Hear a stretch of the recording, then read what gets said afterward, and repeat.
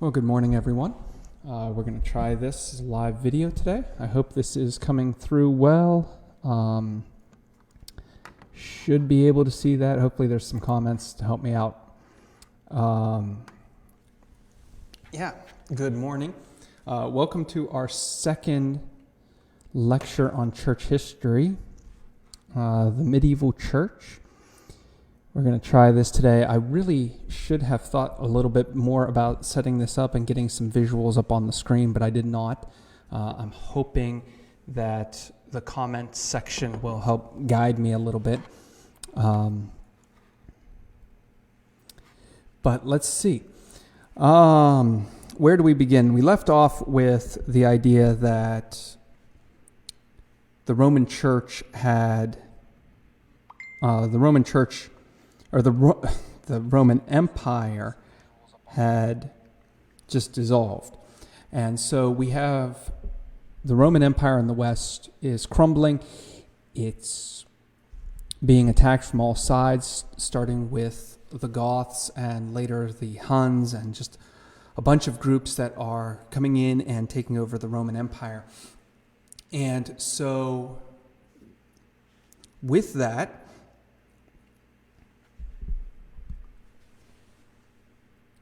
With that attack, we have a breakdown in the system. The Eastern Empire continues to go on, but the Western Empire slowly crumbles and breaks apart into petty kingdoms. Or really what it is cultural kingdoms based on the barbarian tribes.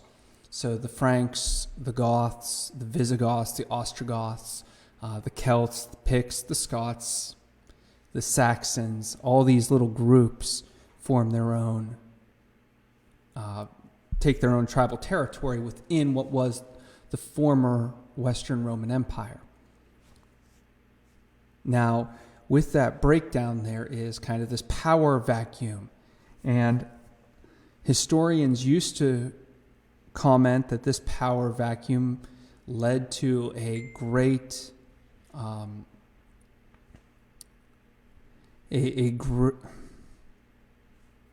the power vacuum, they'd comment, that led to a dismantling of the Roman civilization and all sorts of other civilizations, or all of the aspects of civilization. And so they would call this period the Dark Ages or the Middle Ages.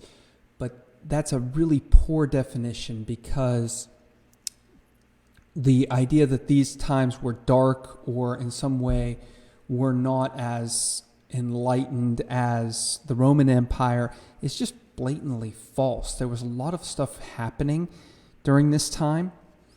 It's just that when Europe entered the Enlightenment with thinkers like Hume and Voltaire and Rousseau, and across the pond, you might remember Thomas Jefferson, some of these Enlightenment thinkers would say that these were the Middle Ages or the Dark Ages because they really idolized Rome in a very negative way. They wanted to be all things Roman. And so they would say that try to say that the medieval Europe was this dark time where there was no learning, no progress. But the truth is, there was a lot of learning, there was a lot of progress. What you don't see during this period is great works of construction. There's no huge architecture built until we get to great cathedrals in about the 12th century, 13th century. And the reason is because the Roman Empire was built on slavery. About 1 in 5 people would have been a slave. So if you have that kind of slave power, of course you're going to be able to build large public works like aqueducts and the Colosseum because, well, the labor is free. But once that system breaks down and there's no slavery, and Christianity has pushed slavery out, actually Christianity pushes slavery out a few times, but once slavery breaks down, well, then we don't have these major works. And so it shouldn't be a surprise to us that it shouldn't be a surprise to us that there are no major public works, but there are still things happening and progress is still being made. We should also note that the fall of the Roman Empire allows popes to become popes. The Bishop of Rome was not really an authoritarian power until sometime after 600, and the reason is there was a noticeable. Good morning. Hi. There was a lack of people who are just walking in for those of you at home. So we're talking about the Roman Empire, and we're saying that the fall of the Roman Empire led to a breakdown in society, and the breakdown in society happened because of, well, there was a breakdown in society, but what that did was allowed society to reorganize and recommit itself because there was no slavery. And so major public works were not available, but there was still learning happening, still things going on, and a lot of progress being made. And it's mostly in the realm of learning and restructuring that would allow for more modern lifestyles in 1,000 years or so. Let's see. We can go ahead and do this since we have more people in the room. I know where I left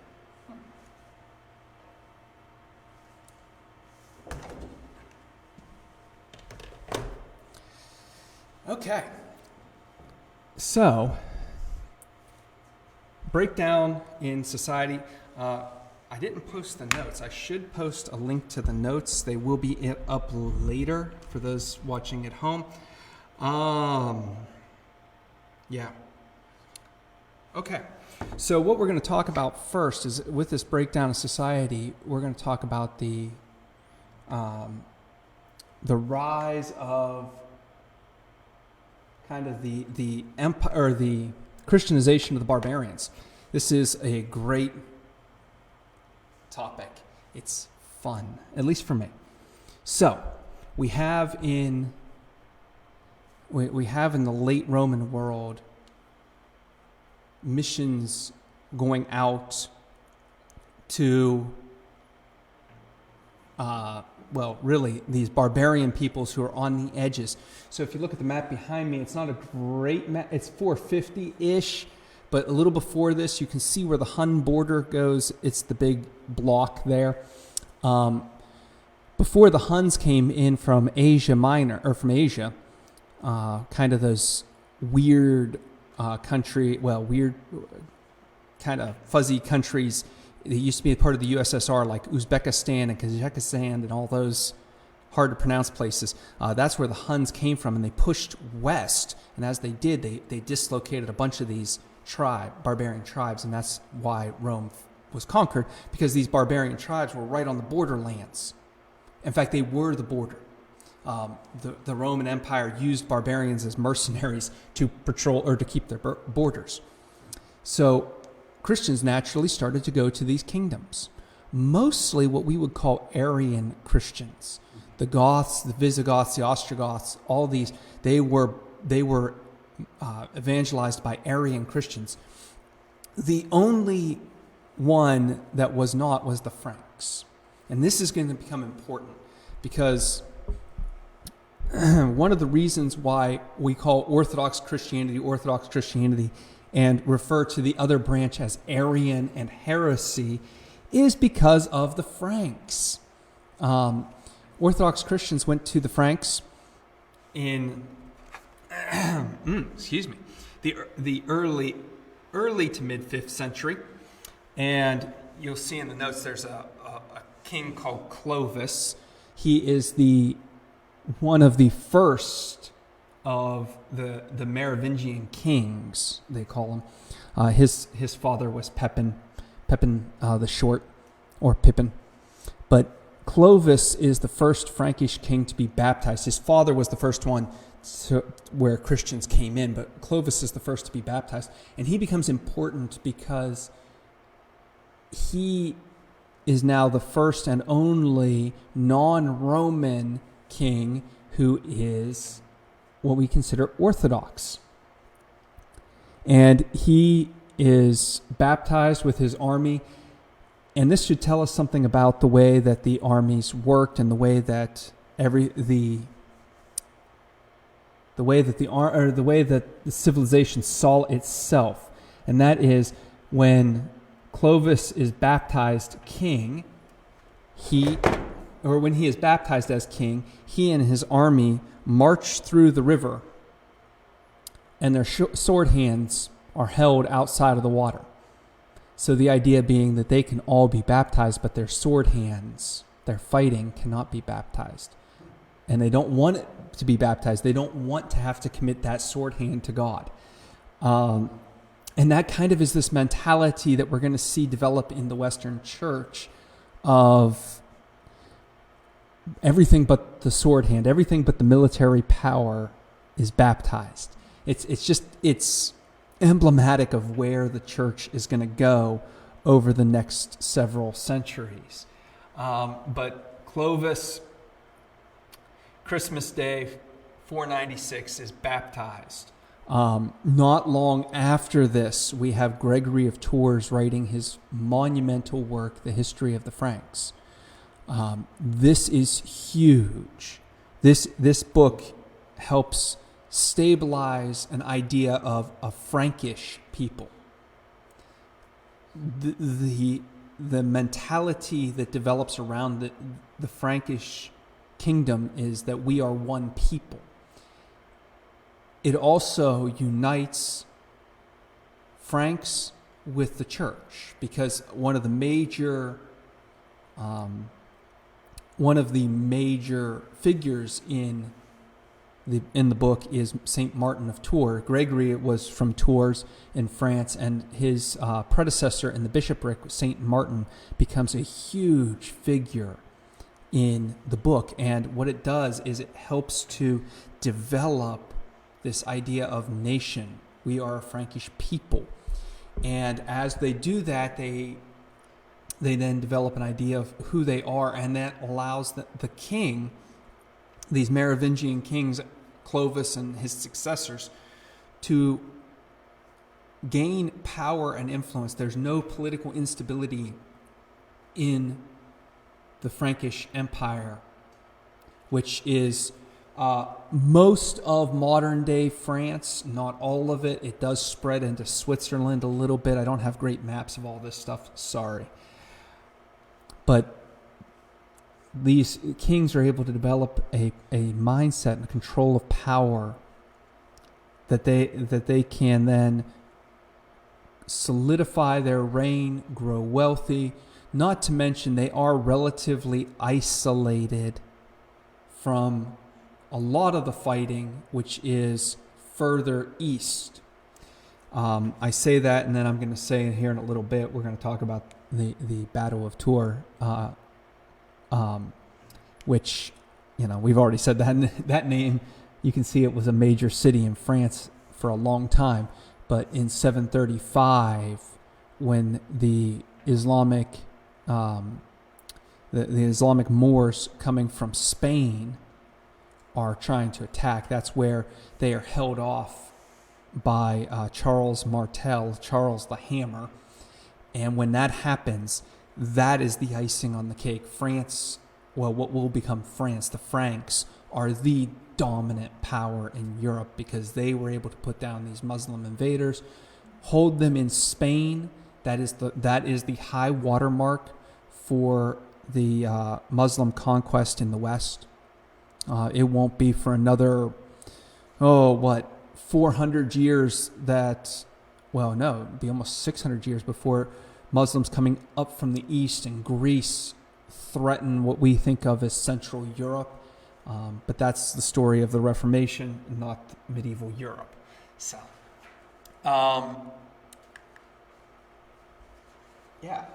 So we're going to talk about monasticism because there's some great So there's two parallel tracks in Western Christianity. This is, I'm going to talk mostly about Western Christianity today. There's two parallel tracks. The first track is what we call the secular clergy, the secular church, and that just means the church that lives in the world. So I would be considered a secular clergy because I am part of the community. It just means the local church, the priests. The other aspect is the church, the cloistered church or the monastic church. And these two strands kind of develop side by side, yet somewhat independently, and they overlap some. And as they overlap, they reform one another, and they help one another grow. So we're going to talk a little bit about the monastic clergy, which first one we have to talk about is Benedict of Nursia. Saint Benedict, you have it in the notes. Saint Benedict is the dominant figure in monastic life in the West. There is just nobody who comes close to Saint Benedict, at least as far as monastic orders. And that's mostly because everybody else who comes after him is founded on him. We're going to talk about Francis of Assisi later. Francis is an important figure. Francis is one of the greats in the church. But Francis builds off of Benedict completely. So Benedict comes in. He's now considered one of the patron saints of Europe. He's actually considered basically he's patron saint of Western Europe. His rule of Saint Benedict is this idea that there are three great temptations: money, sex, and power. And so we have to eliminate them. And his monastic rule is all about eliminating the temptations of money, sex, and power. You eliminate, the easiest one in some ways to eliminate is the sexual desire. You cloister away from most of civilization. You cloister as much as you can in a house with like-minded individuals. And so the monastic house was founded. He founded his great monastic order at Monte Cassino. Man, I am stumbling over some of these easy details today. He founds Monte Cassino, goes to live there. That also helps to eliminate the idea of greed, money, because you're going to now take a vow of poverty. You are going to live only on what the house provides, which, I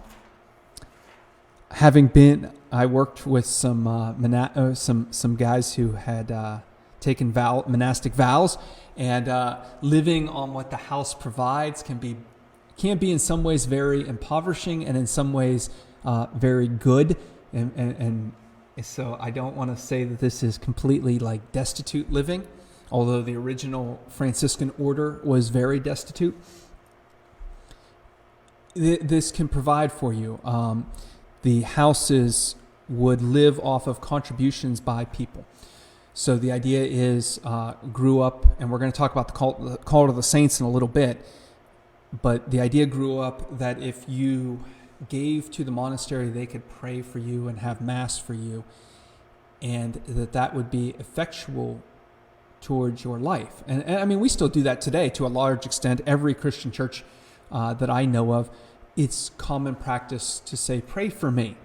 So the idea of giving money to a monastic house to have them pray for you is not far-fetched at all. In fact, it's simply saying, here, I'm going to support you financially so that you have the time to pray for me and say mass on my behalf and all of it. In other words, we can look at it in a very skewed lens and see how it's usury and selling the church to these wealthy landowners and say, hey, that's, all they're doing is trying to buy salvation. But we can also look at it from the same perspective that we generally view ourselves and say, oh, no, they are just trying to have people pray for them. And I think that's a good thing. The last of Benedict's three rule, or the major sections of his rule, was obedience. And this is what really set Europe forward. This sets the stage. He says you must be obedient to your abbot. And this allows for a hierarchical structure to develop that is going to influence the church as a whole as it moves into the church. And the next person that you see down the list is Gregory the Great. Those of you in the room see it. Gregory the Great, he is a Benedictine. He will take some of these ideas from Benedict of Nursia and he will expand them into the rest of the church. Poverty, no. Chastity, not even chastity at this point. That won't come about for a couple hundred years where all priests must be celibate. That really, actually, it's not finalized until about, I think it's right around 1049. So you're talking 500 years almost after Gregory the Great that we really see chastity and priestly celibacy come into the Western Church as a rule. So, but this structure, this order, Benedict lays the groundwork for Gregory the Great. Gregory the Great is noteworthy because we're going to talk about him in a little bit again. He sends people out as missionaries. He's one of the great popes for missionaries, especially to Britain. He also, like I said, brings in some of these organizational structures from Benedict's houses into the wider church. And he is the one who he's the first one to really step into the void of the Roman Empire. The Roman emperor was the political head of the church, he was a figurehead. He wasn't just a political head, he was a figurehead. And Gregory the Great stepped in. The papacy had been given lands. Again, like with the monastery at Monte Cassino, great landowners would give the church land. We still have donations to the church like that today.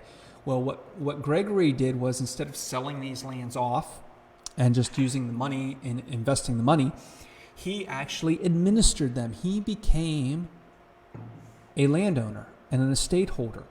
And he would oversee these lands, ensuring that they would make money.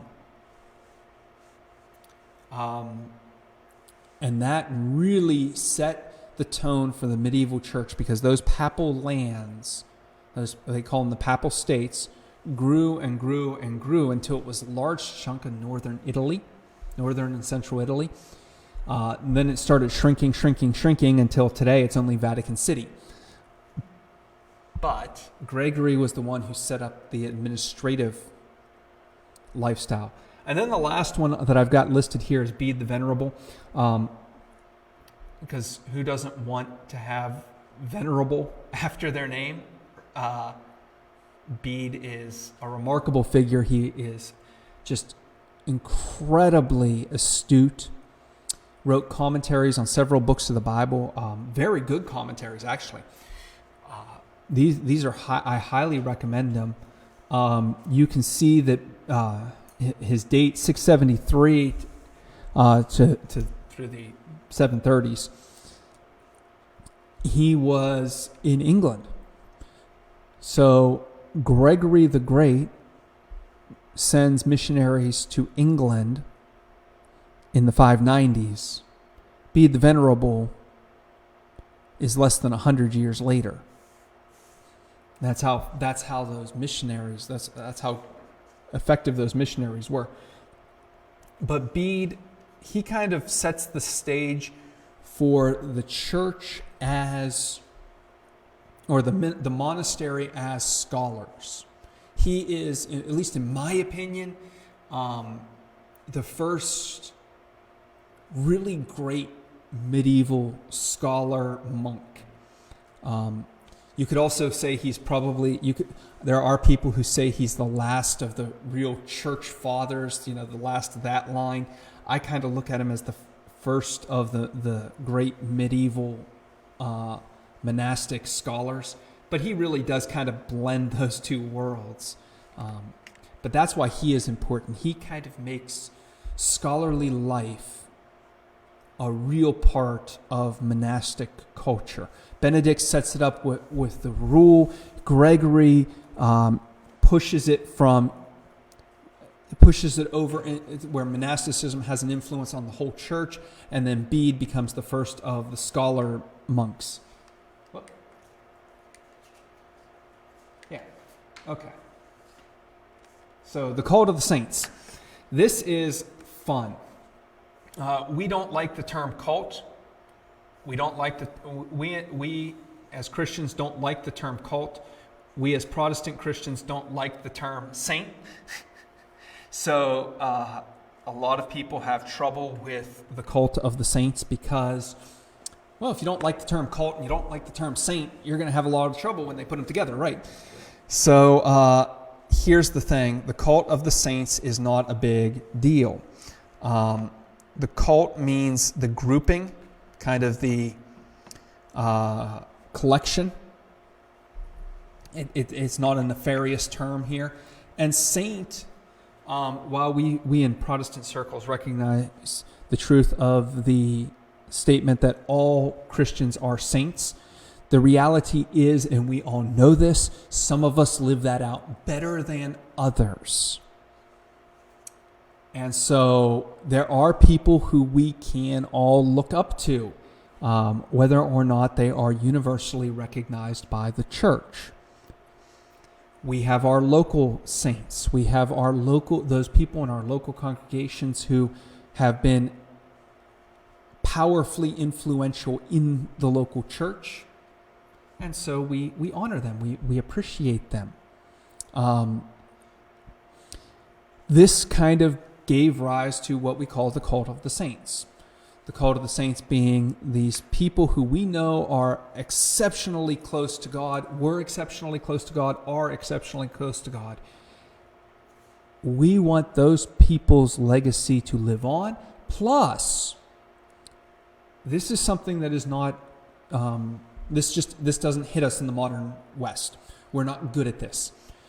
In the modern West, the spiritual is way up here or way out there. It's ethereal, and there is a large divide between it and the material. There's a huge gap in our minds between heaven and earth.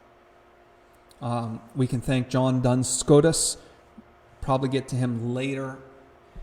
We can thank him for that, but there's a large gap in our minds. In late antiquity, there was no gap. There was no barrier. And so if you had a person who crossed over that barrier, as small as it might be, they could still hear you and interact with you in some way and pray for you and work for you. This fit well into the late Roman idea of hero worship and some other things. Families, if your father died, you would go to his grave on the anniversary of his death, and you would have a feast there, and you would lay out food and drink for him, and there was an idea that he could interact in some way. Now, what the Christians did was they made it less about just this kind of fuzzy ghost realm and gave it some concrete value that your relative or this person you were coming to see actually had a real life on the other side. And it wasn't so much you just were celebrating a family meal. This person, you could talk to this person, and this person would respond by praying for you. It was also the idea, they made it concrete, and they made it more public. So it wasn't just, I would go visit my family on a certain day. It was the entire community would have access to this great person. So if I was the person of privilege in my community, I'm the wealthy one, it wasn't me hoarding my blessing with the deceased family or the deceased heroes. It was the entire church would actively participate in this celebration of this person who was still actively praying for you at the throne of God. That comes straight out of the book of Revelation. Revelation 6, when the sixth seal is the fifth seal is open. I saw under the throne the souls of those who were martyred, and they were praying. So there was an active belief that these people were actually there praying. And so all of the other things make some sense, like taking relics from the resting place. You know, you take a finger from the skeleton, you take a finger bone. The idea was you were carrying that person, a physical, tangible reminder of that person with you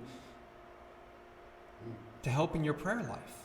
Just like with living people, they would take a little bit of hair. You know, you guys might have seen that at some point. Take hair, put it in a locket, carry it with you. That's a physical reminder. We today sometimes carry pictures. It's the same principle. Now, there are two ways to look at this. Again, one way is that of Peter Brown, who I really respect and like on this one. So that's kind of where what I've given you so far. This is a very good Christian idea that has taken a pagan concept and made it more real, more concrete. In other words, taken that pagan goal and given it some value. There is legitimate afterlife. There is legitimate connection between this person and God, and we all have access to it. The other way of looking at it is represented by a guy named J. Ramsey McMullen, Christianity and Paganism in the 4th through 8th centuries. I remember reading that one in school, and the professor asked us a trick question because in the book, he doesn't see any difference between Christianity and paganism in the 4th through 8th centuries because of this practice, where what he sees, what McMullen sees, is the cult of the saints just takes over the household gods, where everybody would have these household gods that they would just put on a lintel somewhere, and they would pray to them, and they would throw incense down, and these gods were supposed to help you in your day-to-day life, and they got pushed out, and the saints got pushed in. And there's a little bit of truth in both of them. Surely some people just, it looks bad if I worship Jupiter, so I'm going to switch over to Martin of Tours. Same thing. You know, I'm sure there was some of that, but the church as a whole was trying to say, no. You go to Martin's tomb on a certain day, and you pray with the community, and Martin does help as much as Martin can by interceding with God. And so again, there's a little bit of both on this one, where you have the saints on one side who, if you look at it, they're great people who are still praying for us, still working with us. And then on the other hand, you do have paganism still active in it, where people were just treating them like household gods. And even today, if you go into certain circles, our Orthodox friends and our Roman Catholic friends still have a high value of saints. You can see both sides. You can see those people who are truly elevating the saints in a way as role model. This is the person I want to become. Still in the Catholic Church, when you are confirmed in the Catholic Church, when you take your first baptism and you're actually, or first Eucharist and are confirmed, you actually do take on a saint name. You add a saint name, and that is meant to express your character and who you want to be. Just like when the Pope takes a new name, that is supposed to represent the Pope's character. The last two have been Benedict, who wanted to be the reformer of the church and the spiritual director and kind of, toe the line. And this one, Francis, who wants to be an image of Saint Francis to the world. And you still have that in the Catholic Church. You still have that in the Orthodox Church. But you also have in the Orthodox Church and in the Catholic Church this idea that, as I've known different people, little old grandmothers, you lose something and you say, hey, have you seen this? And they'll say, no, pray to St. Anthony. He'll help you find it. And it's much more of this kind of pagan idea that if you just pray to St. Anthony, he has magic to help you find everything that you've lost, which is a dumbing down of the idea that saints become patron saints of certain things. Well, it started out places. Patron saint of Tours is Martin. Patron saint of Europe is Benedict. And then it became more of things associated with that person. So like St. George, my family namesake, is the patron saint of the military because he was a soldier. So that there's a concept there. But then it kind of got washed down to a little bit of everything. Everything has to have a patron saint, and so people were just tossed into roles without as much thought given to them. So the cult of the saints really is a good thing, but it also sets up medieval Europe because the saints' relics become a huge trade. Pilgrimages become vital. Going to the location, going to Rome and praying at the vault of St. Peter, that becomes big business later as we move on through history. So that's important. That veneration of this person becomes a trade, both in paying money for relics and in paying money to go to the places where those people are. Not were, are. And so you have this big business type trade moving up into Europe around the idea of the cult of the saints. Okay. Now, we're going to get into the Eastern Empire. I don't know much about the Eastern Empire from the last. We're going to pretty much exhaust my knowledge of the East. So, the Eastern Roman Empire stays intact. It calls itself Byzantium. It goes north up into the Balkans and Greece and into the Balkans, what we would consider Eastern Europe. Turkey, out into the Middle East, stops at... that's not a good picture. Stops at about the Persia line, which we would call modern Iraq, right around there.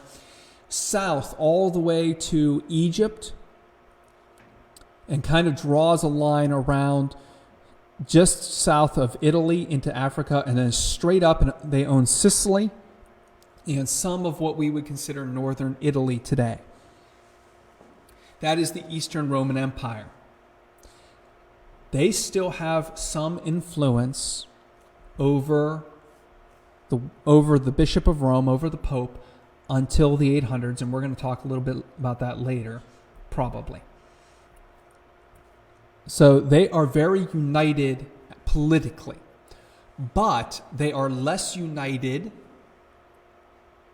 in terms of the church, where the Western Church or the Western Empire falls apart and they are not united politically, but their unity comes through the church. In the East, they are very united politically, but very much divided in terms of Christianity. So you have like the Monophysite controversy. So these people reject the Council of Chalcedon, the two natures of Jesus, but they're not. This is one of those, everybody gets labeled a Monophysite, but they're not really. It's more, it becomes in the Christian sense of the word, a political term. You just kind of disparage people with it. And where the Eastern Emperor was very much in favor of the Council of Chalcedon and preserving that, these Monophysites were as much they didn't like the emperor's rule of the church as it was that they actually didn't like the Council of Chalcedon. And so there was a political divide there manifesting itself in the church. And they would become the Coptic church in Egypt. So you have, they are splitting off, they are fracturing theologically from the center of Byzantium, which is probably as much a reaction against the political rule of the Eastern Emperor as it is actual theology. You have other groups that we're going to look at, like the Nestorian Church, which completely kind of breaks away. They start in Antioch, which is inside of the boundaries of the Eastern Roman Empire, but then quickly move east. And we're going to talk about them a little bit in a minute. They again are considered they're considered heretics, but they're not really true Nestorians. And so we as Christians should be much more engaging towards them and their descendants. But they will eventually produce what we know as the Syrian Orthodox Church, which you might remember a few years ago hearing a lot about, because when ISIS was roaming the streets of Syrian cities and Iraqi cities, they were persecuting these Christians. Syrian Orthodox Christians were being persecuted badly, and they were caught in the middle of this civil war. And just all kinds of bad things happened to them. In fact, I think there's now more Syrian Orthodox in the United States than there are actually in Syria, but I'm not sure about that because unfortunately Mr. Trump's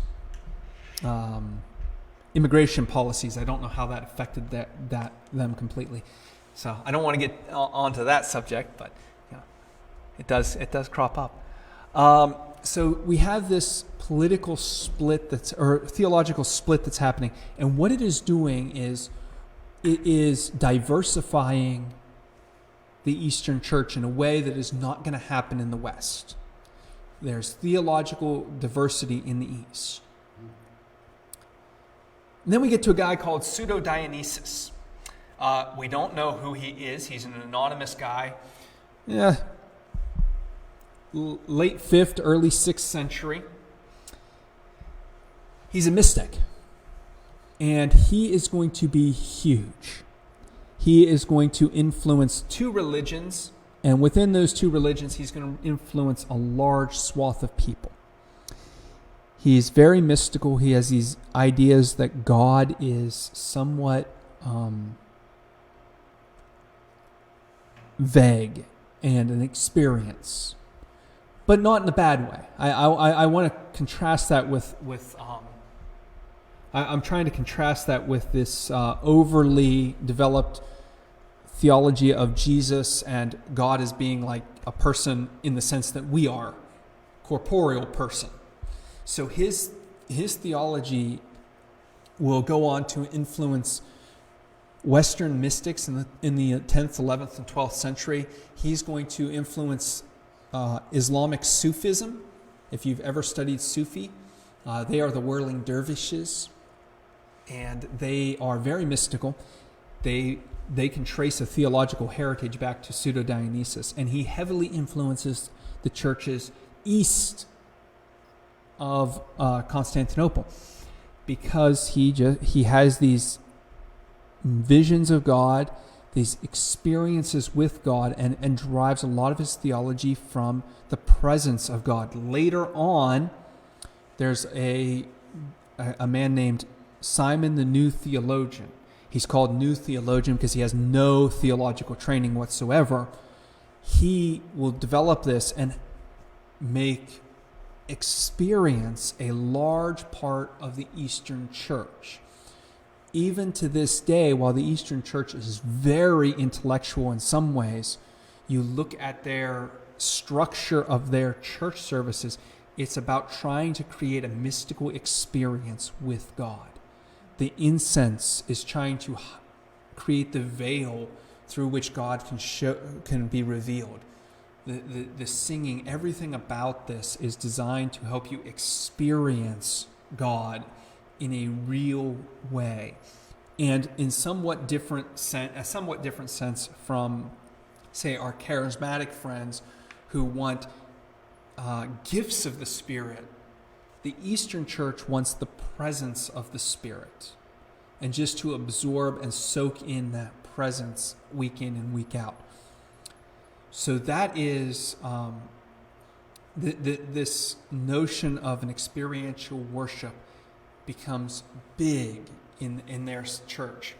And then you have Justinian, Justinian is fun because he creates a new law code that is based on, kind of gives rise to canon law in the West. Because like I said, the Pope is still in some ways connected to him, to the Eastern Emperor. If you notice the dates of Justinian, he's well before Clovis is crowned king king of the Franks. So he still has some political authority over the West because he has military authority over the West. He's the protector. So as long as he's the protector, he has authority. His law code will be what sparks the canon of the canon reforms and the canon law reforms in the Western Church. Okay, so now we get to talk about the Syrian Orthodox Church in some ways. I love this map. For those of you at home, I don't think you can see that, but this map is Jerusalem is at the center, and you see there are three big branches coming off of Jerusalem: Europe, Asia, and Africa. Those are, and I mean, South America is down in that bottom corner. You can see this is kind of a late map. South America has been discovered. But this is how many maps were drawn throughout medieval Europe. And it's the idea that Jerusalem is the center of the world. And you have three equal spheres going out: Africa, Europe, and Asia. And while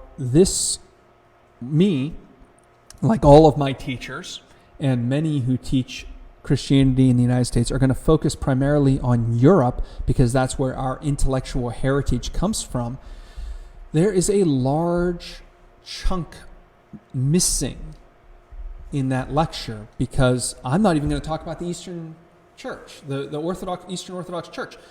And they're not even the Eastern Church. We call them the Eastern Orthodox Church, but they're not even the Eastern Church. They're the Central Church. So the two groups of people, the missions that I want to talk about. The first one is just to give some brief love to Cyril and Metatheus, who are the other patron saints of Europe. And the reason these guys are the patron saints of Europe is because they took Christianity and went... okay, yeah. Oh, come on. They went north from Constantinople. So they went up into the Balkans and took Christianity to the Balkans and up into what we would call Russia. They invented the Slavic alphabet and writing system and Christianized most of Eastern Europe. These guys were amazing. And I'm not going to give them near the love that they deserve, but they are just wonderful people who took Christianity all the way from their homeland up to Russia. But they also took that same Christianity that was kind of fractured in the East that we talked about. They kind of took that. And each little kingdom had its own expression of Christianity. And so they... There we go. That's what I want. Sorry, I'm on different slides on different computers. What you've got here in these maps are the churches that went truly east. The greatest missionaries that I can think of were what we would consider the Syrian Orthodox Church. And we have some on page 3 of the notes. There, I guess it ends at the bottom of page 2. But page 3 talks about some of their missions. You can see they reached China by 600. To let you know, that's the same time that the time frame that we're talking here, reaching China, is when Gregory the Great is sending Augustine of Canterbury to reach the Britons. So England, as we think of it, is being re-evangelized at the same time frame that China is being evangelized. And there were large, all the way until Marco Polo went to China, which is in the 1300s, there's a continuous Chinese church. China was in Korea and in Japan within a couple hundred, within 100 years of that. It was already in India, and you can see the picture on the right that you can, I know they're a little fuzzy, but that's the Silk Road. There were churches, I guess, yeah, that right, but on your left. There were churches all along the Silk Road. The Mongol Empire, down into India, through China, and not just churches, bishops. These were major metropolitans at one time. The problem is they were eventually decimated by the Mongols. There was a chance for the Christians to evangelize the Mongols. They kind of blew it.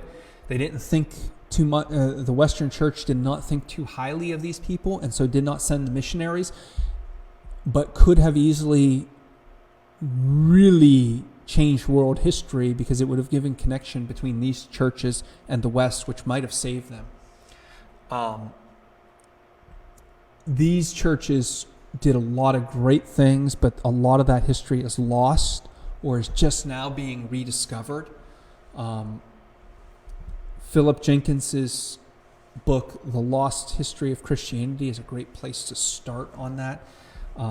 He does a wonderful job talking about what we know of these churches, especially in their last days, because that's where we really know about it.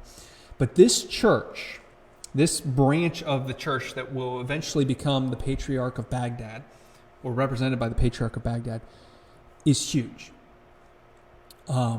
They had a monumental contribution to our history. And that is, for about the first 200 to 300 years of Islam's existence. So there's a timeline on, I forget what page, on the bottom or towards the end of the notes, a timeline of Islam. Islam spreads into the Middle East in the late 600s, so the late 7th century, up into Europe by the 8th century, into Spain, and they're just running rampant. This church becomes the intellectual class of the Arab empire, of the Muslim empires.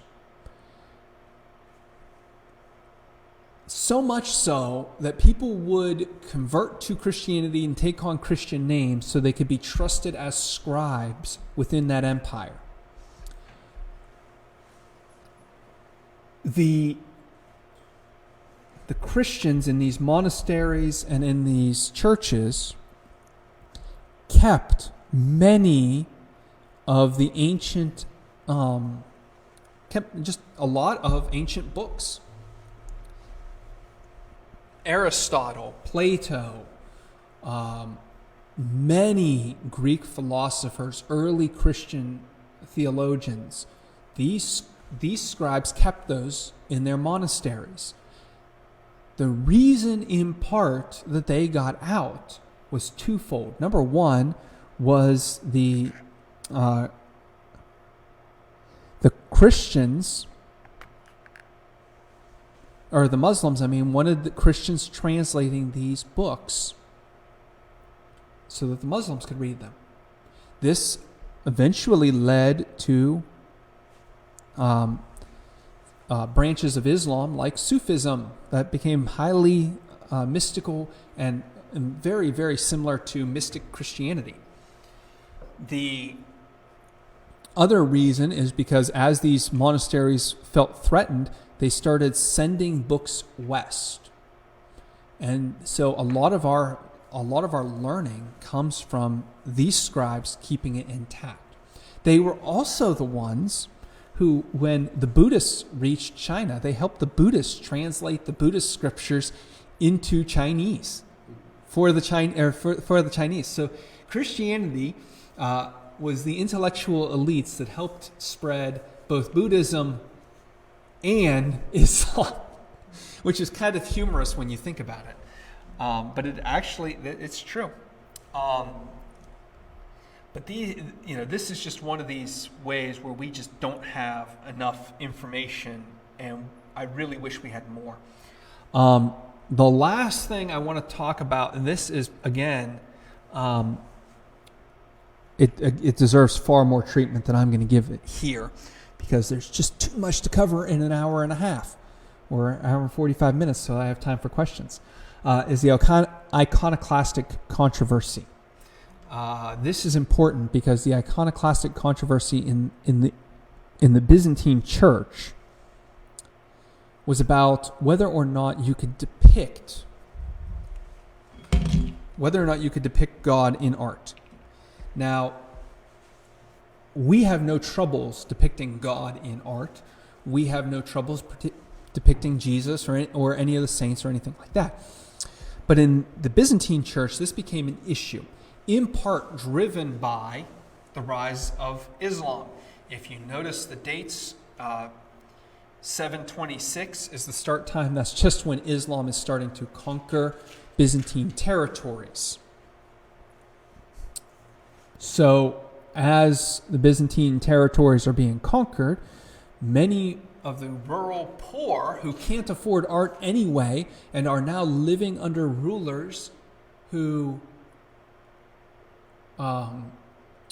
despise depictions of God. These poor, these outlying communities are saying, hey, art in the church is bad. We can't depict God. That's bad. And these outlying bishops are starting to say that.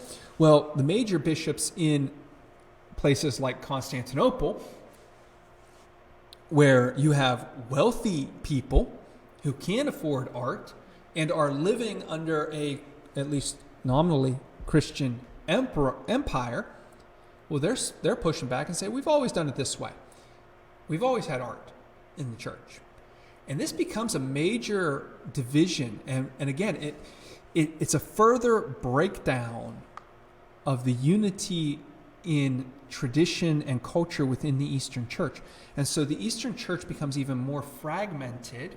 Eventually they will agree that some depictions of God are wrong and some depictions are okay and acceptable.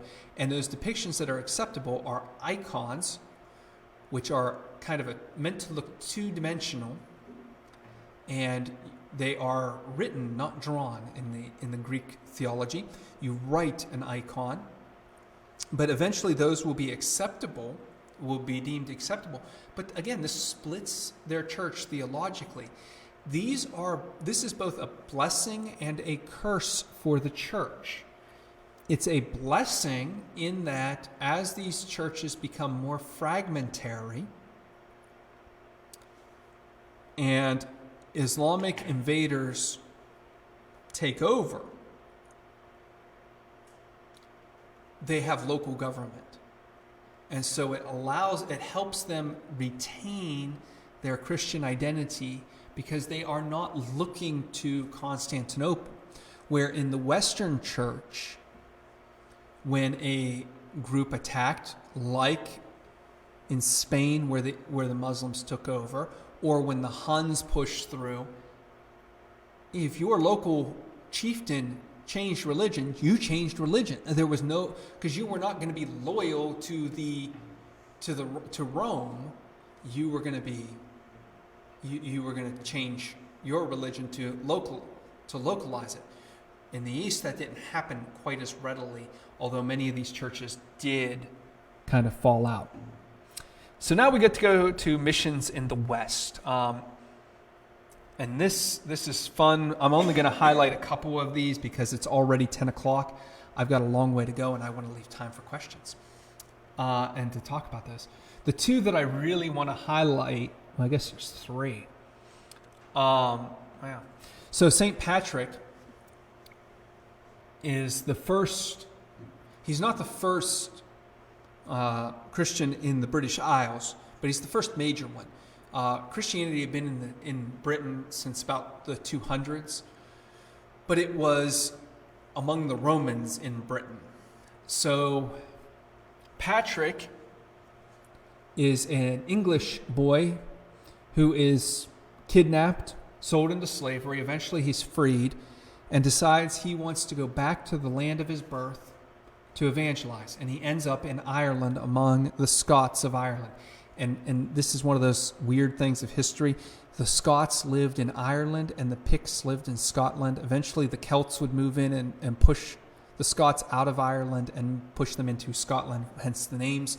But that's fun stories, but we'll stick to what we're here for. Patrick had wonderful success among the Irish. He set up monasteries, several monasteries. He founded a way of doing Christianity that worked.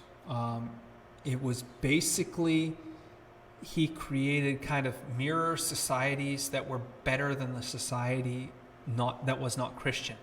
And these little circles eventually grew and dominated. He would set up kind of a cloister, a monastery almost, and evangelize the countryside through his monastery. And that it was very, very productive. I guess is not a great word, but it's the word. He was somebody, that just very influential. His entire mission was about missionary zeal. So as he made converts, he sent them out. As they converted, they went out. He also had this strong view of penance. Penance comes from the idea of, and this is twofold. So Jerome translates his Vulgate Bible and he uses the word peccata, which means crime. Well, that's okay. Sin can be crime, But he translates sin as peccata, crime. Well, then that gets into these German thinking people, and for them, every crime must have a punishment, and so every sin must have a some sort of penance, something to do that you show that you are sorry for the sin, and this becomes wildly popular. But Patrick, he's wildly popular in Ireland, and then his followers become wildly popular. Columba moves into Scotland and into kind of northern England, and he is very successful. And so Patrick's followers can kind of go around. They go from Ireland up to Scotland and back down into England and are very successful right about the same time that Augustine of Canterbury is getting to Canterbury, where he converts the first of the English kings, which is why Canterbury is still the church, the bishopric in the Church of England. It's where St. Augustine landed and founded the first real church among the Britons. Legend has it that Gregory the Great was walking through the city of Rome and came across a slave market. And he saw this young boy who was blonde-haired and blue-eyed and asked, where is that boy from? And they told him he's an Angel. And Gregory the Great says, do not call him an Angel, for he is an angel if they are all as fair as him. And sent Augustine there to convert these fair-haired people and make them into the angels that Gregory saw them as. But he is going north as Columba is coming south, and Christianity kind of meets in the middle and converts the entire island of Britain. And then you have Columbanus, who goes from Ireland back into the heart of Europe and kind of reconverts some of the heart of Europe. And he brings with him this Irish idea of penance, that when you sin, every little sin you have, you do something. If you displease God, you do something you go out of your way to show that you are trying to be pleasing to God. We do this somewhat instinctively with those we love. You do something to upset your wife, so you go out and you buy flowers. It's kind of that instinctive, I didn't mean to hurt you, I'm sorry, I overreacted. Here's something nice to show you that I'm sorry. It's just a way of transferring that to our relationship with God, at least in its best form. In its worst form, it does become a works righteousness, and we will see that later. But Columbanus brings that to the people of Europe. And then the last one is St. Boniface, Winfred. I bring him up because he's just fun.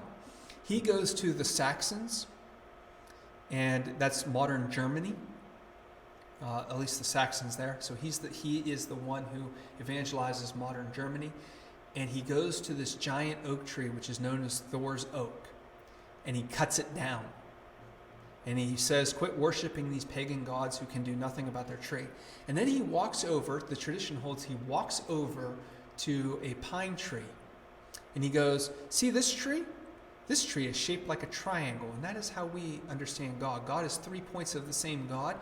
And see how it's green all year long? That's because God is the God of eternal life. And that is supposedly the origin of the Christmas tree.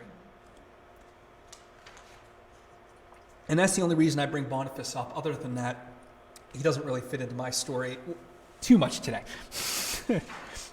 The last group to be converted are the Vikings. They come out in 735-ish. They start raiding Ireland and get in contact with Christianity. They eventually move into Normandy in France. Normans, Northmen, or Vikings. The region still bears their name, and they encounter Christianity in the mid 700s, late 700s, and they convert. Most notably, the two that are most notable are Herald Bluetooth. And yes, that is where Bluetooth technology derives its name. That's a Norwegian invention, and they wanted to honor Herald Bluetooth because he was one of the people who united Norway.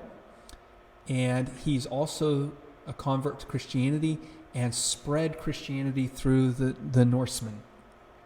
The other one is King Canute. He was a great saint of the church. In some ways, he built a lot of houses, a lot of churches. Great guy. So there you have it. You have the Saxons now converted. They are up in the top in modern Germany. You have the Franks now they're converted. At this point, Spain has been converted and is now in hands of Moors. Britain is converted, and by about the 800s, you have 8 to 900s. You have Scandinavia beginning to be converted. Italy, of course, is there. In the east, you have pretty much Turkey and North Egypt, but you also have Egypt in the Middle East, but they're starting to fall to Islamic invaders. Again, you also have all the way to China, where there's Christians represented, all the way to China, but they are not politically dominant. So, this kind of brings us to the political realm. The Western Church begins to fall off. After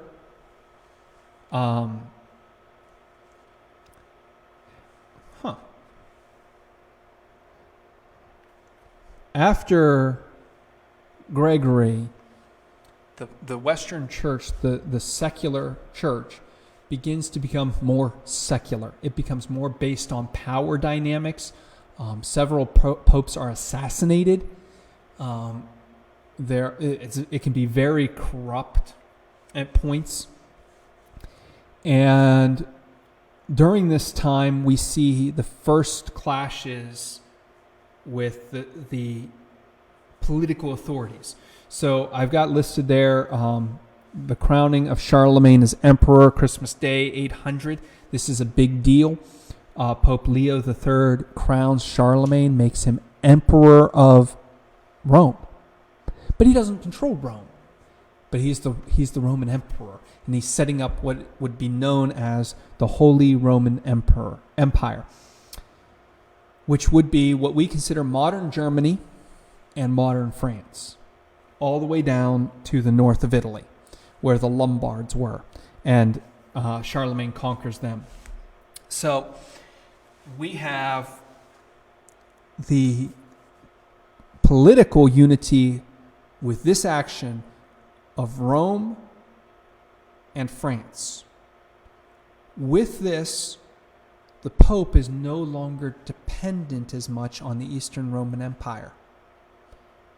And because he's no longer dependent on the Eastern Roman Empire for military protection, a little distance grows between the Eastern Roman Emperor and the Pope.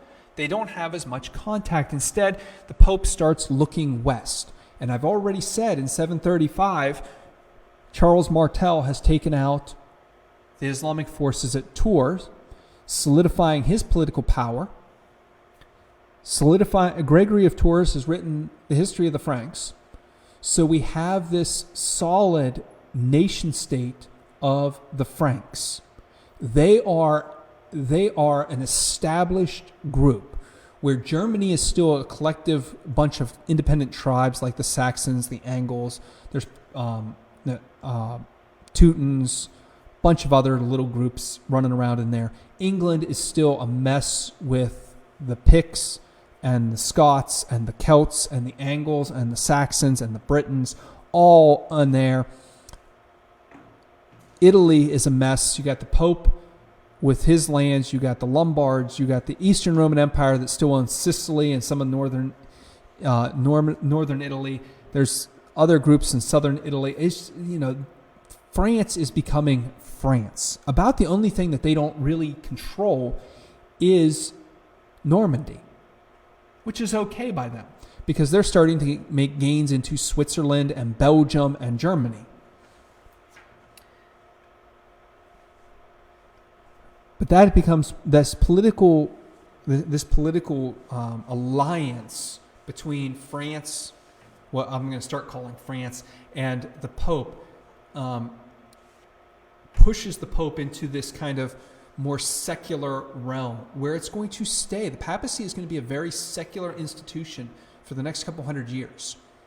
Local priests are going to be very secular. It is said that priests couldn't even read Latin, couldn't speak it, and yet they're using it in their liturgy. They would know absolutely nothing of the Bible.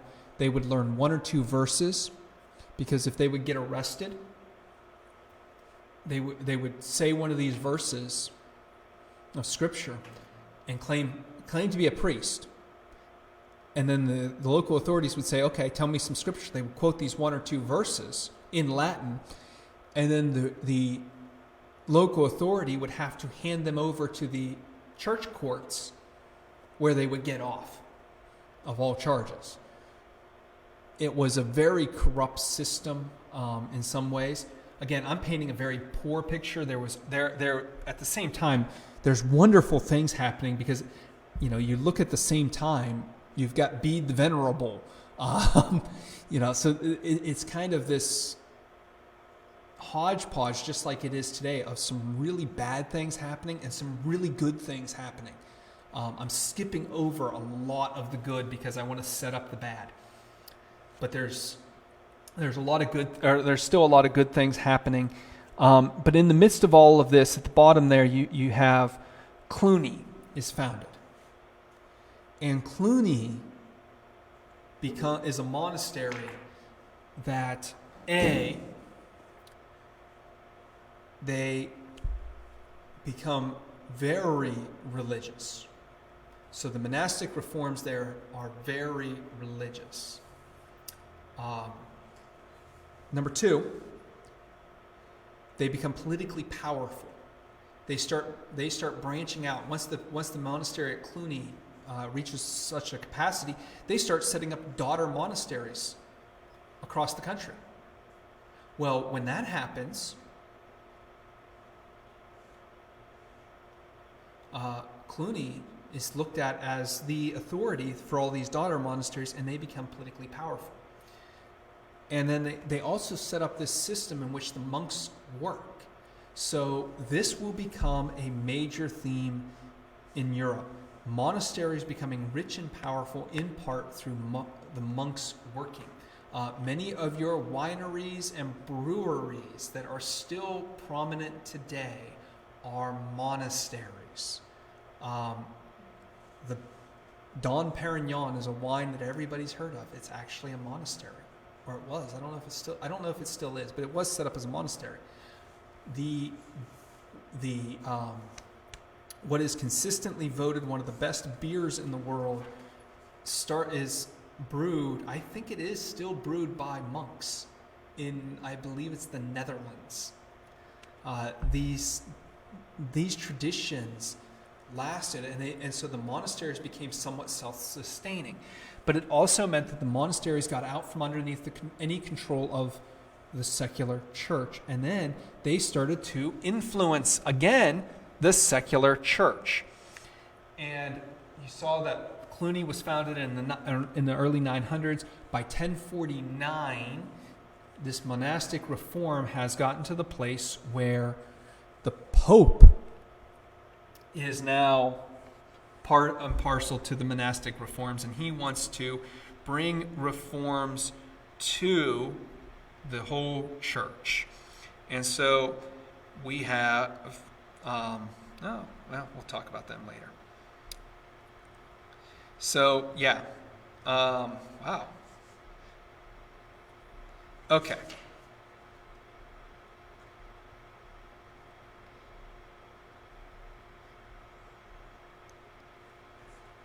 Okay, so Pope Leo IX, he's kind of a big deal.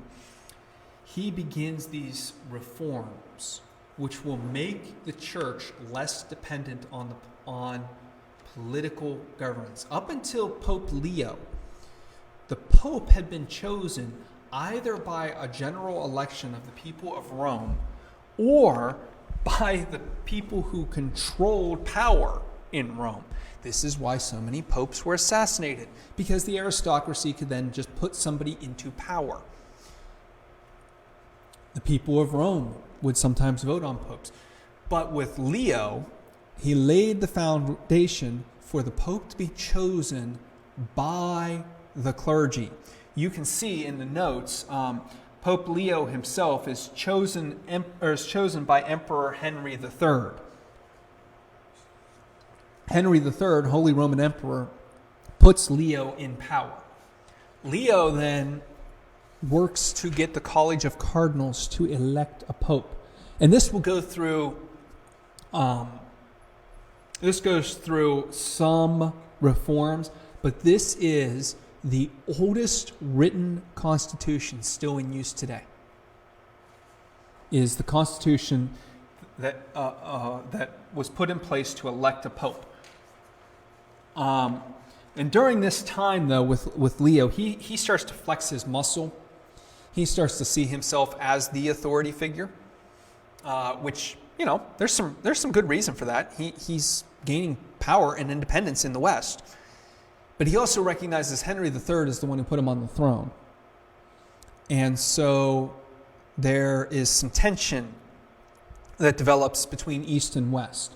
And a lot of this is the Eastern Roman Empire has lost Ravenna in northern Italy. They've lost Sicily. They no longer have control over any Italian territories. And the Pope doesn't feel like he owes allegiance to to the Roman Emperor in the East. Rather, he feels he owes allegiance to the Holy Roman Emperor. Well, with that, there's a little bit of a break between him and the Patriarch of Constantinople. Along with that, the Pope says everybody should listen to the Pope because he is the one who has Peter's authority. And the Patriarch of the East, the Patriarch of Constantinople, says, no.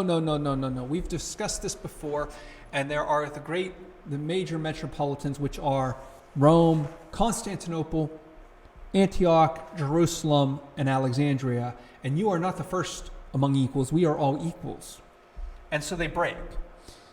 They break fellowship. One of the theological rationales that is given is this idea of Filioque that was added into the Nicene Creed in the West but never accepted in the East, that the Spirit proceeds from the Father and the Son. Filioque literally means and the Son. In the Eastern version of the Nicene Creed, the Spirit just proceeds from the Father. In the Western version, the Father and the Son. And so they bantered back and forth about this, but it was never really, it is an issue, it was an issue, but it was not the whole story. It was as much about who is going to assert political dominance over the other one. Well, with Filioque, that split the church. And to this day, the church is never healed. This was not the first split, East and West. There were a few other splits, but they were always pretty quickly healed. Usually after the Pope and the Patriarch who split died, the next ones would come along and go, what were they fighting about? They're morons. Let's make this right. Well, that didn't happen. Fortunately, a couple centuries later, the Pope and the Patriarch rescinded the excommunications that were laid out in 1054, but they never healed the church because by that time political authority or political realities meant they just didn't have communication. It was not until the 1960s where the Eastern and Western churches started to have more contact with one another, and we have pretty well healed that wound, but they are not going to unite anytime soon. They still talk, they still have good communication, but this just didn't happen overnight. Okay. So about the same time, we talked about the Islamic invasions kind of briefly, but Islam starts to dominate the Middle East in the late 7th century. Well, to go back to something we said really early on, that affected pilgrimages because pilgrims wanted to go to the Holy Land. Now, initially, there was no real impact. You were just paying money to different people. Meet the new boss, same as the old boss kind of stuff. Well, in the late 11th century, a new group rises up, and that's the Seljuk Turks. And they become very persnickety, and they start banning pilgrims from the Middle East. And this becomes an issue because we've talked about penance. One of the ways you could do penance was going on pilgrimage. Pilgrimage in the cult of the saints is very important because you get in close proximity with the saint. A lot of this is Celtic, by the way. I didn't talk about the Synod of Whitby. The Synod of Whitby was in 600. The Irish Church met with the Roman Church, and they hammered out some things. And among those were, we're all going to celebrate Easter on the same day, and everybody's going to accept Irish-style penance. Well, one of the major penances you could do was go on pilgrimage. So if you already believe that a holy shrine is a thin spot between heaven and earth, where you're going to connect to the saint easily, and it's penance for your soul, you're going to go on pilgrimage, even if you're just a common person. So this was very important for them. Well, with the Battle of Manzikert, the Seljuk Turks, winning that battle over the Byzantine Empire, gained control over the travelways for these pilgrims into the Holy Land and block pilgrimage. They also put military pressure on the Eastern Empire. And so, the Eastern Empire begs for help. Well, in 1095, Pope Innocent decides he's going to help. He's going to help. He's going to send help, and he sends it in the form of crusades. Now, we've already said pilgrimage was a form of penance. So, Pope Innocent just widens that a little bit and says, if you go on crusade, that's a pilgrimage, and you are granted indulgence for all sins. And so in 1096, the first of the Crusades is launched. This is a smashing success for the Christians. They all go out and they sew crosses on their backs, and they all march out. The idea being, if you sew the cross on your back when you're leaving, and then when you're coming home, you rip it off your back and sew it onto your front, so that you're returning in triumph. But this is a smashing success. The church, or the Christians, mostly from France, Baldwin and Geoffrey, they conquer Jerusalem and Antioch, reconquer them, and set up Christian empires that last for a good while until,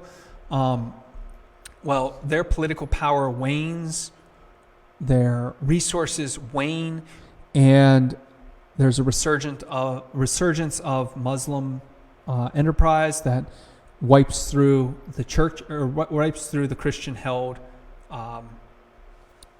kingdoms and returns them. And then there's a series of less successful, very much less successful crusades that happen, including the really, really bad Children's Crusade, which is just a bunch, literally, of boys going off to fight, and it goes nowhere, and it's horrendous. But these crusades become less and less successful as years go on. They are less well funded. They are less well. They just aren't as. They're not as respected, and so the Holy Land gradually seeps into staunch Muslim control. The unfortunate side effects of this are the unfortunate side effects are deep distrust between Christians and Muslims. Early days of Islam, many Christians, like John of Damascus, would have said that Islam was just simply a Christian heresy. It was not a independent religion. It was a Christian heresy. And there's some reason to say that. There are some things. There is a man who thinks he can show where the Quran is directly dependent on Syriac Orthodox liturgies. There's some reason to believe that some of the major passages in the Quran are just lifted completely from Syriac Orthodox passages in their liturgy. There's ideas that, the early days, if you read the Quran, you can see that some of the what are believed to be earlier concepts of Muhammad are actually more in line with Christianity and Judaism than the later passages of the Quran. And so some Christians just saw this as a Christian heresy, not a new religion. But with the Crusades, all goodwill between Muslims and Christians just dissipated completely. There was no goodwill left from the Muslim point of view. And they became very harsh towards their Christian subjects, which we saw are quite numerous. Even if they are outside of what we consider the Western Christian Church, you still have the Egyptians who are Coptic Christians. You have the Nestorian Christians, the Syrian Orthodox. You have some Byzantine Christians, a lot of different branches that become persecuted to a large extent because of the Crusades. Had the Crusades not happened, I don't know what would have happened with the Seljuk Turks, but tradition teaches us that they probably would have missed the pilgrimage money and they would have relaxed their standards and would have eventually allowed pilgrims back, and it probably would have worked out better. But, that's easy hindsight there. Another unfortunate side effect of the Crusades is the Byzantine Empire lost all power. The Crusades really weakened the Byzantine Empire and allowed Muslim invaders to eventually take over the Byzantine Empire. The Ottoman Empire might not have happened without the Crusades. The Byzantine Empire might have continued if it wasn't for the Crusades. But the Crusades also, in the West, solidified this notion of Europe. So the European nations saw themselves much more united. I know this is really kind of weird to hear, especially when you consider the last crusade is in 1270, and the 100 Years' War between England and France is right around the same time. So, but there is a notion of Europe now. We are Europeans. This will eventually lead into the racist ideas that whites are superior. But we're still a few centuries away from that. But this idea of we are Europeans is starting to form itself. The church's power over all of Europe, while not political so much, the spiritual power that the church can unite all of Europe becomes important. Two things that Clooney had done I didn't mention. The peace of God and the truce of God. They came up with these ideas that you can't fight on certain days of the week, which eventually only left 8 days out of the year that Christian kings could fight one another. And the peace of God said that you were not allowed to kill non-combatants. This would become chivalry, which would become our notions of modern war, that you don't kill innocent civilians. Well, with the rise of the Crusades, the church as a whole adopted variations on these, and Christian ideas of not killing innocent civilians and only fighting on certain days and having rules of war came into common practice. So the Crusades helped bring this notion of civility in war into the world. Prior to this, war was even more atrocious than it is today. You just massacred everybody, kill them all and let God sort them out. So that the Crusades had some wonderful effects for Europe, but really, really bad everywhere else. Man. Okay, so the Crusades also at this time, and I think in part because of the Crusades and the mission aspect of the Crusades and this idea of penance and indulgence, we see reform movements start to sprout up. Most notably for me, and these are the Franciscans, the Dominicans, the Cistercians. These are reform monastic movements. The Franciscans are the ones that I really know the most about, but don't get to talk about today because, well, we don't have time. But the Franciscans kind of reinvent the monastic ideals or reintroduce them. The idea of poverty, obedience, chastity becomes integral with the Franciscan order. And they grow exponentially. St. Francis is famous for going to North Africa, into Muslim countries, and founding hospitals among the Muslims. He really took this love your enemy thing seriously, and he just had tremendous success because of it. He, by the time of his death, not long after his death, I should say, estimates are 40,000 Franciscan. There were 40,000 Franciscans within 100 years of his death. That is unbelievable growth. The only group that rivals Francis as a group expanding and exploding like that are the Wesleyans. There are no other. I mean, it's just unreal how fast he grew. But it was on concentrating again on poverty. He did not personally. He was a wealthy man, son of a wealthy man, renounced his wealth, lived in poverty, lived in obedience, and really worked with the poor and the destitute and tried to really love people. And it just grew. The Cistercians, they were the reform movement for the reform movement. They found Cluny had become too political, and so they created a reform movement for Cluny, still active today. And the Dominicans are the order of preachers. They were the ones who went around to people, evangelizing people for the church.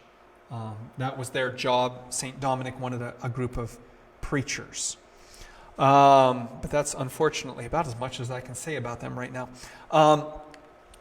With the rise of all of this, so again, with the rise of the Crusades, we have the rise of education. Why? Because the Crusaders are bringing back a lot of scrolls, a lot of books from these Eastern monasteries. They're bringing back documents.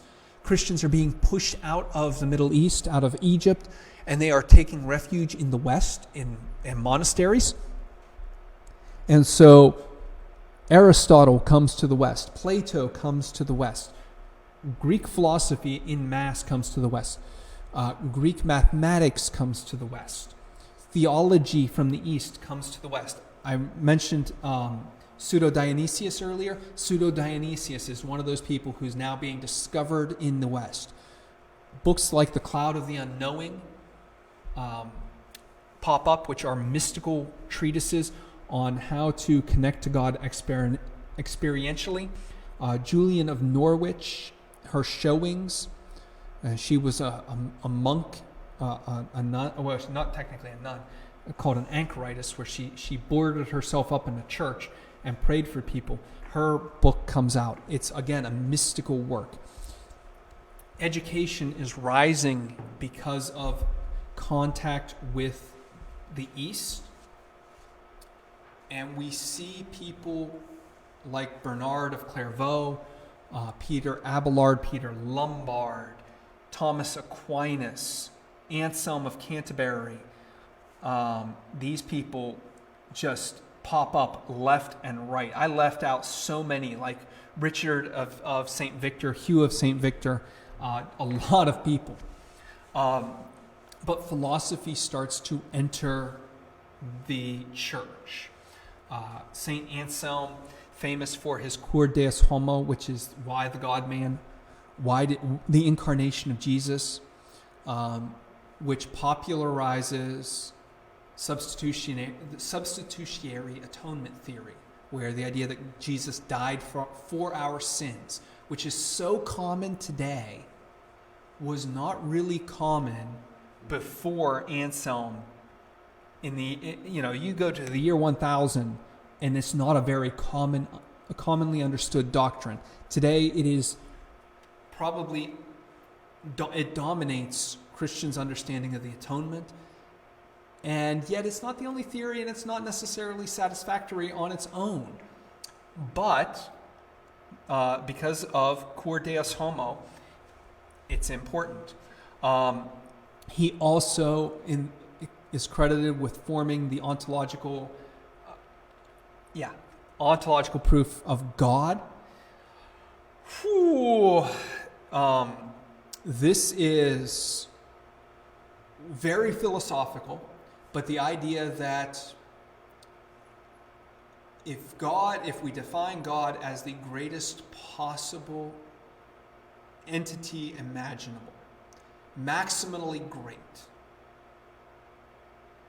then if that is the definition of God, and we can conceive of that being existing, okay, we can believe that being exists, then that being must exist because existing in reality is greater than existing in theory.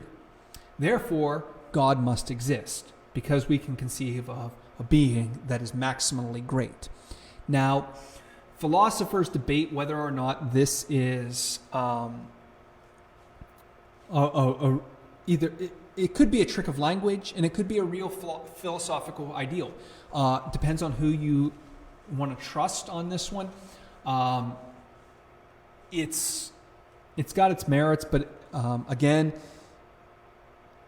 there's the reality that when we say being, we are already limiting it, and just, does the definition really hold up? I don't know. I'm not a philosopher. Those people, they confound me. And then you have Saint Aquinas, Thomas Aquinas, who is the patron of the Catholic Church. He is the great doctor of the Catholic Church at this point. He's losing his influence as the Catholic Church gets away from Neo-Aristotelian and Neo-Aristotelian thought, Neoplatonistic thought. A lot of Aquinas is built on Neo-Aristotelian thought. Don't need to go there. But his Summa Theologica, which is the sum of all theology, and his Summa Contra Gentiles are two massive and massively important works. He is also credited with the concept of what's called the Cosmological Argument for God, that there has to be a force, there has to be something that starts it all. There has to be an unmoved mover. There has to be something that is different in scope from everything that we understand, different in experience, different in everything. And that force, which we call God, put the ball in motion. So by the fact that we can see a cause and effect determinants in the created order must mean that there is a creator. I am dumbing that down way too much, but that's the general theory. Again, it's a much more profound theory than I am giving it credit for at this point. Scholars debate it, philosophers debate that, whether or not it's actually legit. I think this one has some legitimacy, but the problem is that modern conceptions of the universe would also allow that the universe is an uncreated creator. It's not as airtight on the rise of God as Aquinas might have thought. but the actual notion that there is an uncreated creator works. There's just a lot more to it than that, and I don't want to get into that because I don't understand it completely. I am not a philosopher. Along with this is the rise of reason. This is Peter Abelard. God must be rational. And when we get to Peter Abelard saying God must be rational, then we have this idea that the world must be rational. And if the world is rational, then we can observe it, we can measure it, we can quantify it, and it will work predictably. And you can see where this is going. Science. So the first scientists were devout Christians who were dedicated to the idea that God is rational, and because God is rational and we are rational, well, then the created world must be rational, and we can observe it and we can quantify it. Pagans could never have come up with this idea. The idea of like Jupiter, he's capricious. He is not rational. He is very irrational. So the world, even if he created it, would not necessarily work according to reason. Only within a Christian tradition does this come out. And you have people like Isaac Newton, William of Ockham, Occam's razor. The simplest answer is often the best, the simplest explanation. He comes out of this mindset. And famously, Galileo. Galileo was not persecuted because he said the earth revolves around the sun. Galileo was persecuted for two reasons. One, his philosophical ideas, and two, his political connections. The church had already embraced Nicholas Copernicus and Johannes Kepler, who both said the same thing. Galileo proved them in a way that was different, yes, but the church had already endorsed them. In fact, the book that Galileo published where he describes the earth going around the sun was endorsed by the Catholic Church. He was arrested and tried because of his political leanings and the philosophy that he used to justify the earth going around the sun, not the actual doctrine. That the church kind of embraced. In fact, the Vatican Observatory is still one of the leading observatories in the world. The Vatican Observatory is still active and running, and they have a long history with science. I did not talk about the investiture controversy. I should have. This is the idea where who is greater, the Pope or the King? The Pope and the King had this. The Pope and the Holy Roman Emperor, and I always forget which emperor, and I want to make sure I'm right on this, so I'm going to go back.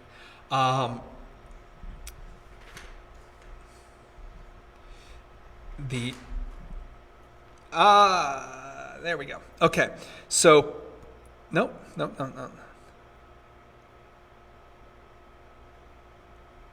Here we go. Okay, so Pope Gregory and Roman, there it is, Henry IV. I never remember which Henry. They have this spat. Gregory excommunicates Henry. Henry decides he's going to go march around in the snow for 3 days, wearing nothing but a hair shirt, which is be like wearing a burlap bag on you for 3 days, march around barefoot in the snow, yelling out, mea culpa, mea maxima culpa, which is, I am guilty, I am very guilty. And the Pope relents and reinstates Henry. Henry then goes and does whatever he wants, and the Pope re-excommunicates him. But this controversy gave the Pope some leaning, some credit, like it bolstered the papacy in some ways, but it also bolstered the Holy Roman Emperor, that kings now saw themselves as able to stand on their own 2 feet and didn't need the Pope.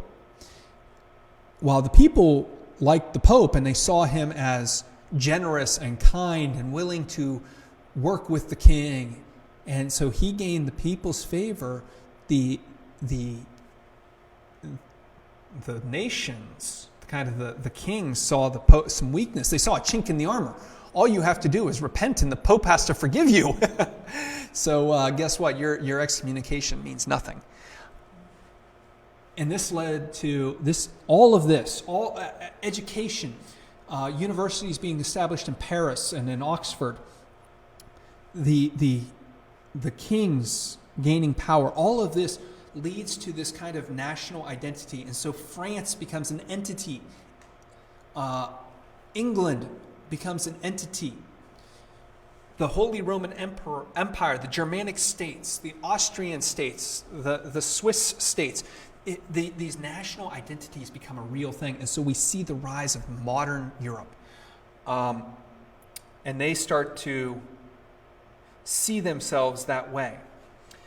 But we also see, as nations start to flex their muscles independently, we start to see the rise of kind of localized churches.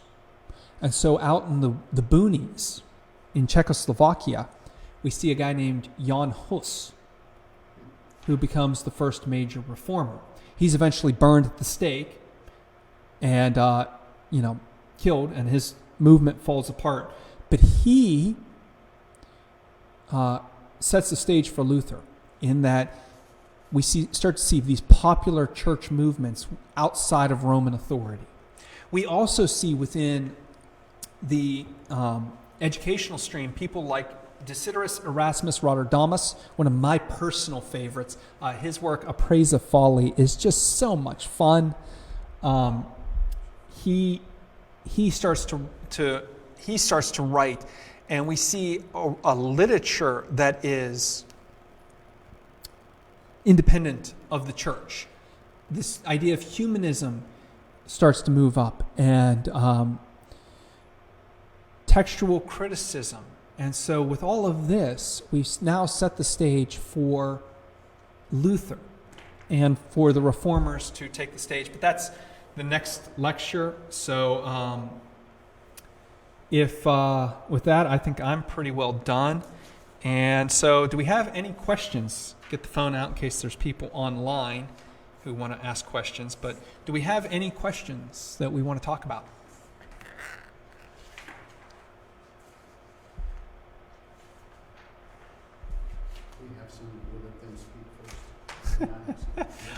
No, I'm not seeing anything online, so go ahead.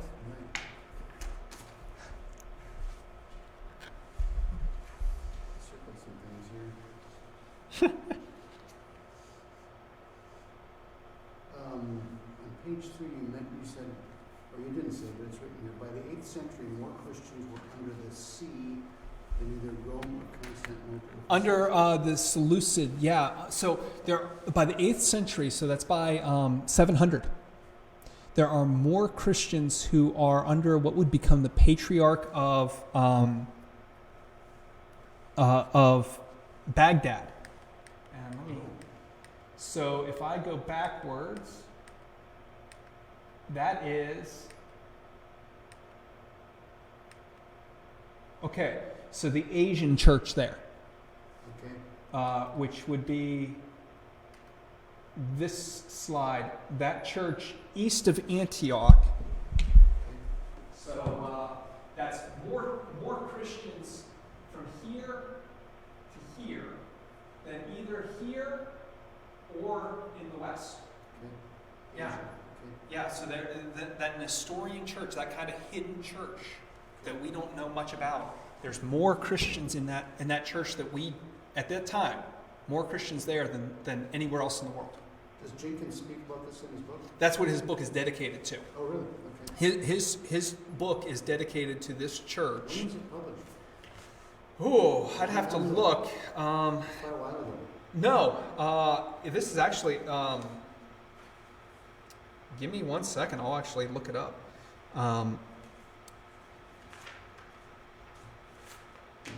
This is a relatively new book. Jenkins is, I think he's at a university in Pennsylvania somewhere. I want to say Pennsylvania University. Historian. It was published in 2008. So this story He'll even tell you that this story is not Penn State. Wrong one. Penn State. He's at Penn State. Penn State's history department's really great. They used to have, I don't think he's still there, Jackson Spielvogel, who wrote the definitive book on Western civilization, and Jenkins. Yeah, they have a good one. He even tells you in this book, it's not, this is a history that's still coming out. Yeah. Because a lot of the history is still written in Syriac or in Arabic, and there aren't a lot of scholars who can read Syriac and Arabic. So, not to mention that the manuscripts and the works are in the Middle East. So, you're talking about Iraq, Iran, Kazakhstan, Uzbekistan. I mean, all these countries that we don't have a lot of dealings with. Yeah. So, if there is history left, it's in a place where it's not accessible, in languages that are not easily accessible. So it is still a much like the history of Christianity in North Africa.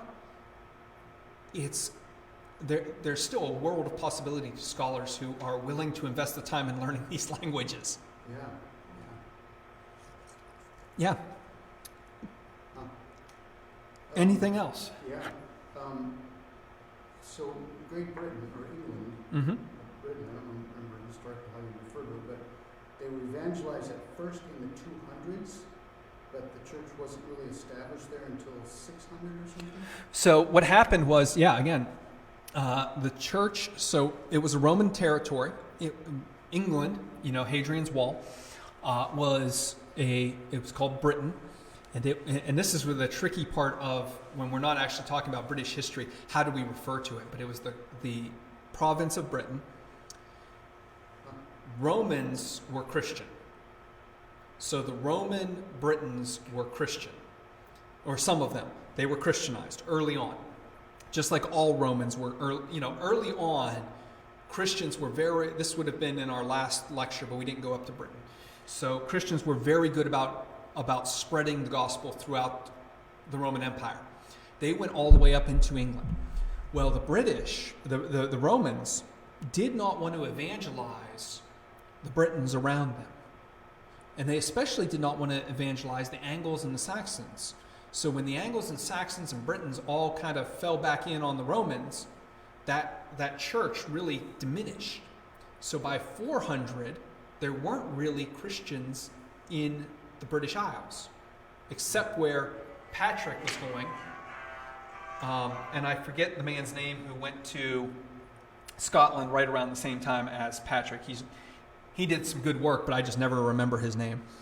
So the whole of Britain had to be re-evangelized. That would be like in 400. Yeah, right around 400. Maybe in St. Patrick. Yeah. I know it's in the notes. I just can never remember it. And there's a lot of this stuff that I didn't, I put it in the notes so I don't have to remember it. But it was not until 596 when Gregory sends Augustine of Canterbury that the southern Britain, England proper, would be re-evangelized. And this is a whole different group of people. And with that, because there was no political Roman Empire, there was no political unity, Christians were much more willing to go to different people groups. So if you are, it's like the United States.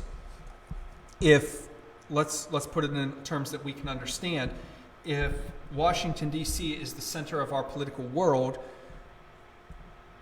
and we all are part of the United States, you might willingly go to Alaska on a mission because that's part of the United States, and they're Americans. We need to reach them with the gospel.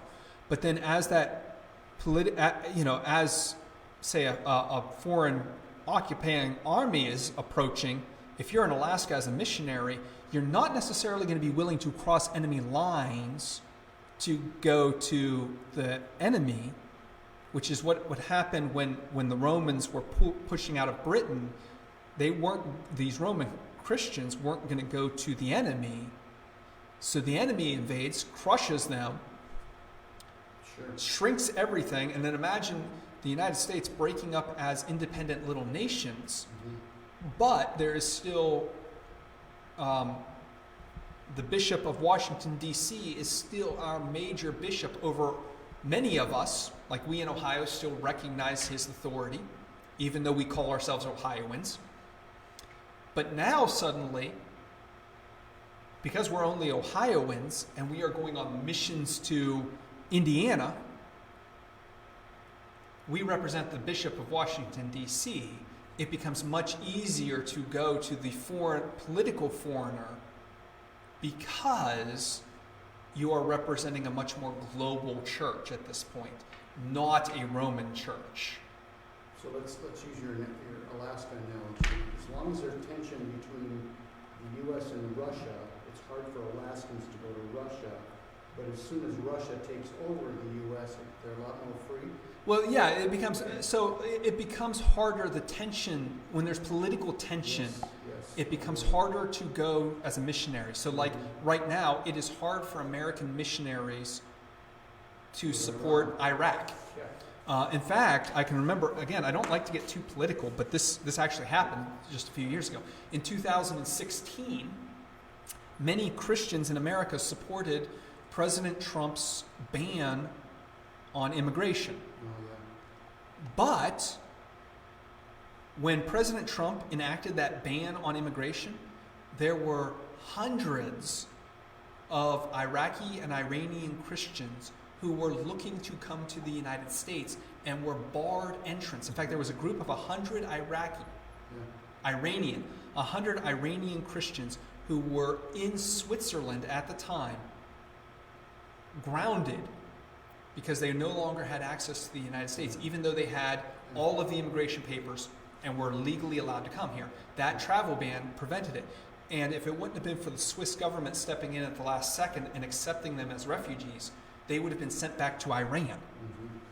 So we still do stuff like this today. And again, many American Christians did not care about that situation, nor did they care about the Iraqis from Michigan, Iraqi Christians who were deported because of President Trump's changes to immigration. These Iraqi Christians were deported to Iraq. Large swaths of American Christianity did not care because they were of a different culture and different political alignments. So we still do this today where we have these, and that's why it's important to learn this stuff, is because we look in the mirror and go, oh, we're doing this. Yeah, we still do this where our political alliances are limiting our reach. We see this in Europe, reform movements in Europe. We'll talk about, if we do another one, we'll talk about it again. Reform movements started because the bonds between political entities broke down. And so the church stepped in and filled the political gap. And as the church stepped in and filled the political gap, it would spark a reform movement.